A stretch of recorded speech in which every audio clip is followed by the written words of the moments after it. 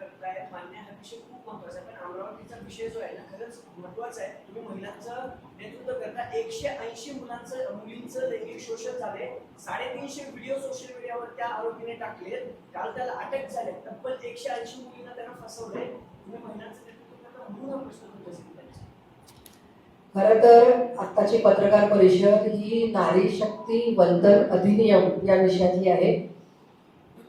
हा आता एवढाच एक प्रश्न घेते जो वेगळा असला तरी महत्वाचा आहे म्हणून.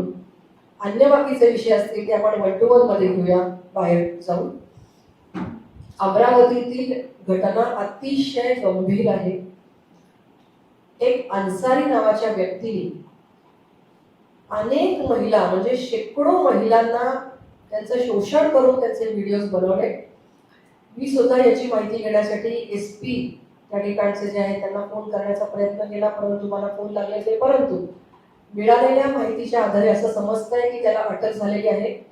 महाराष्ट्रातलं देवेंद्रजी फडणवीस यांच्या नेतृत्वातलं सरकार अशी कुठलीही गोष्ट खपवून घेणार नाही की जी महिलांच्या विरोधातील असेल आणि प्रामुख्याने महिलांच्या शोषणाशी संबंधित असेल.